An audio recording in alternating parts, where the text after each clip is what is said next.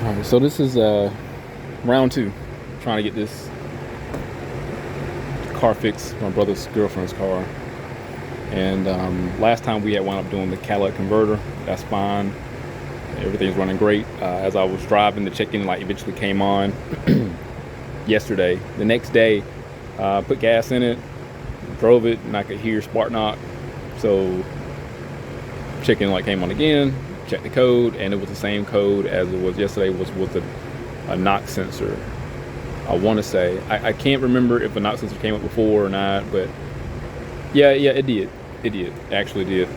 So after I got the catalytic converter, took it on test drive, the check-in light came on, brought it back, checked it, and it was a knock sensor.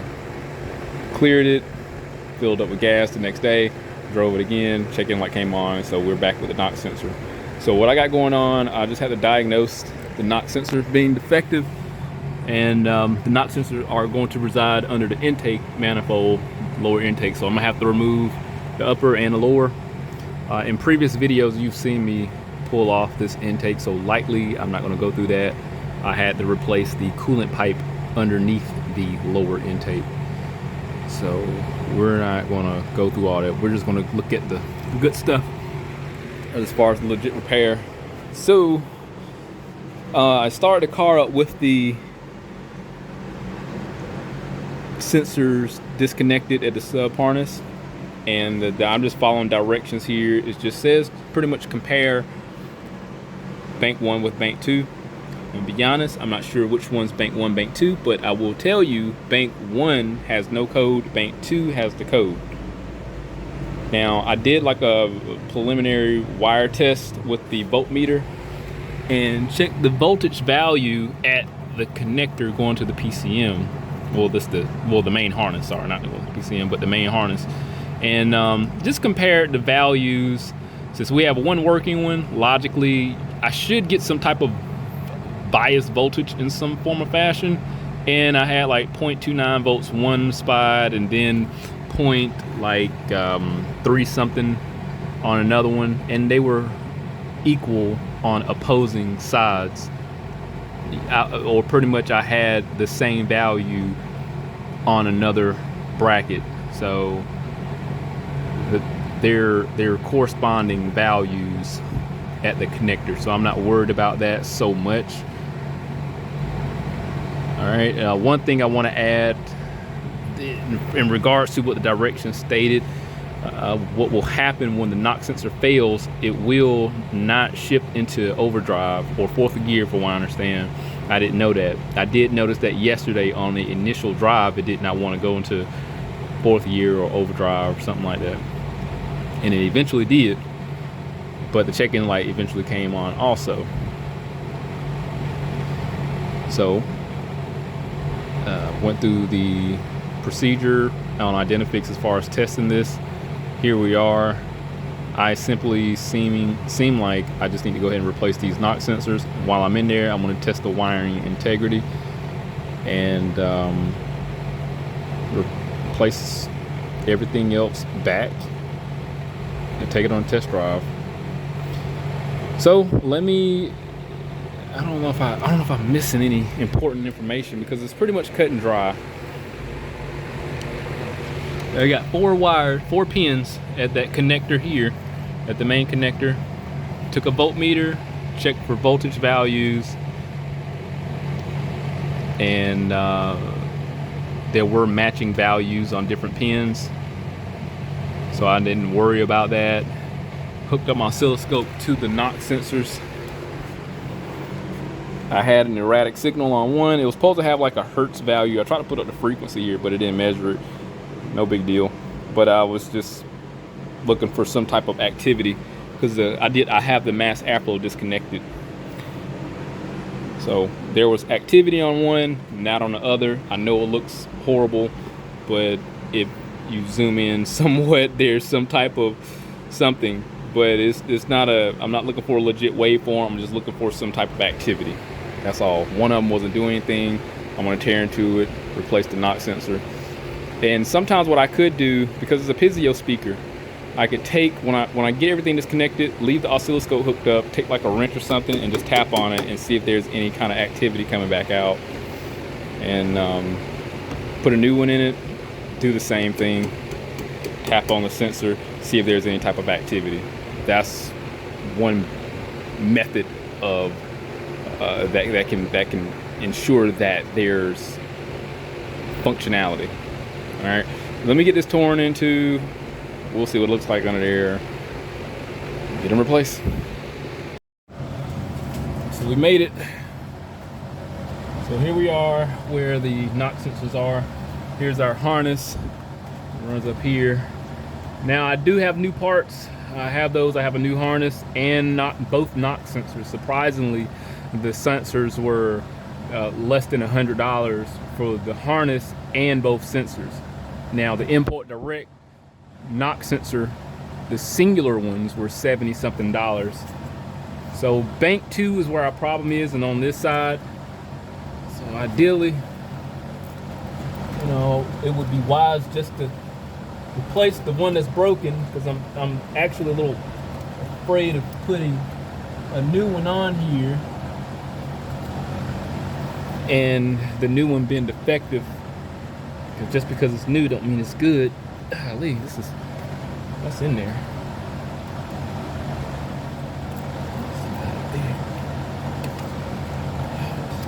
I suspect this connector, and it looks fine. We could do a continuity test when we pull it all the way out. Let's pull this knock sensor off, and this back.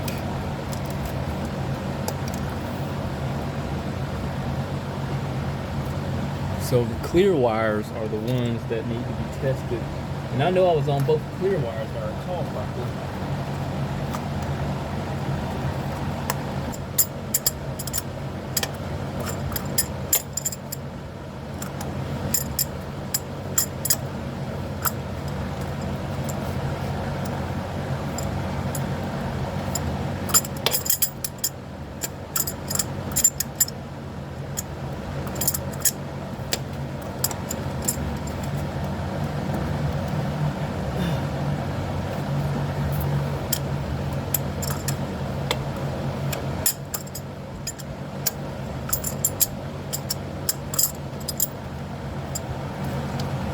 I'm pretty sure I'm gonna. Nope. Oh wow.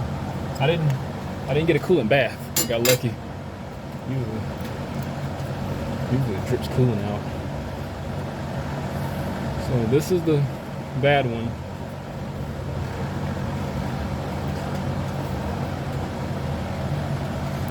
I'm gonna test this. So I got both of the knock sensors. I have the new one, and then I have the old one. Let me show you the difference.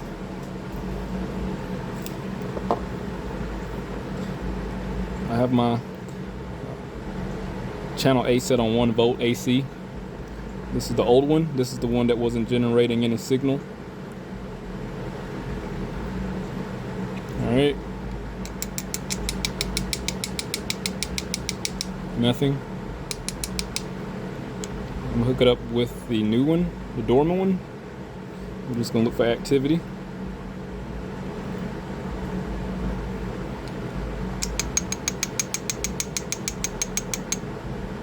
So yeah, this is the problem. And what I'm gonna do, I'm gonna test the other new one while I got it. And what we probably could do, oh shoot, take the old good one out and probably test that too and compare it. Here's the other dormant one. See if this works.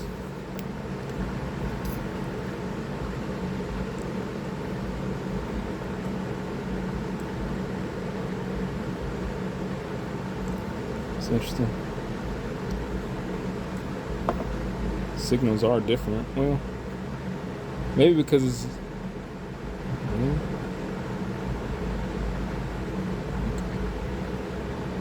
unless it's just detecting vibration or my resistance. Let me hook up the other new one, grab it in a different way, because I'm grounded anyway. So yep, so that's why if I ground it, then it picks up my value. So let's hook this back up.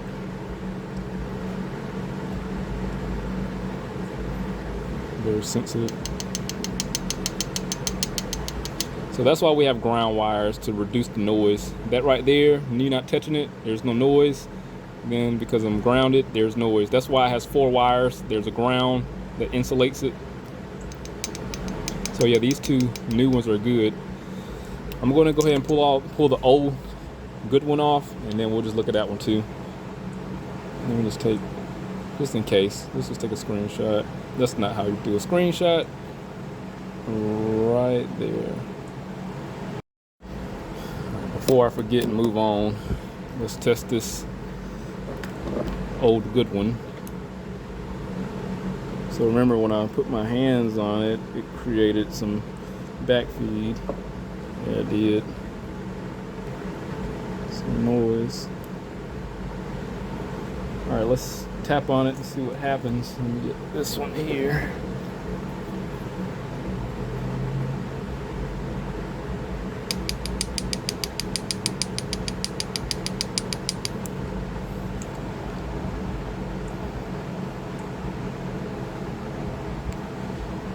They don't look as, I'm not gonna say as sharp, but it wasn't as sensitive as the newer ones, is what it seems.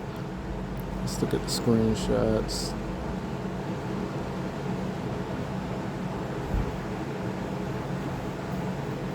Call me crazy. That's the new one. That's the old one. Yeah, I mean, I'm just tripping. And I mean, I'm not consistently repetitive. The aftermarket do look a little thicker, but it's nothing, that doesn't mean anything per se. It just means that it's probably a little bit more sensitive than the old factory one.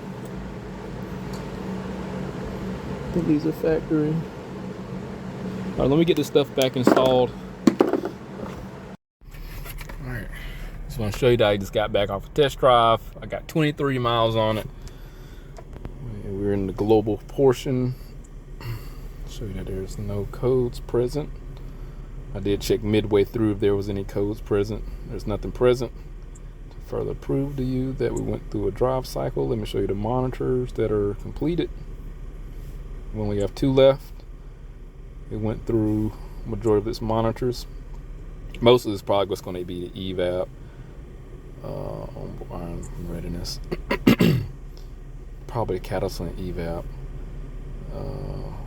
Evap system, yep, and cat, yep. Those typically are 2 last ones in most cases. So the car has perfect power. It drives like a normal car. I am not complaining at all. That knock sensor made all the difference in the world. It took away the spark knock, the detonation that it had. It helped with the throttle response, because now it knows how to manage the timing based off the detonation that occurs, so it can safely advance the timing and retard timing when necessary. And what else did it fix? I mean, obviously the check engine light. So this repair was 3 hours from start to finish. That's the labor time on this.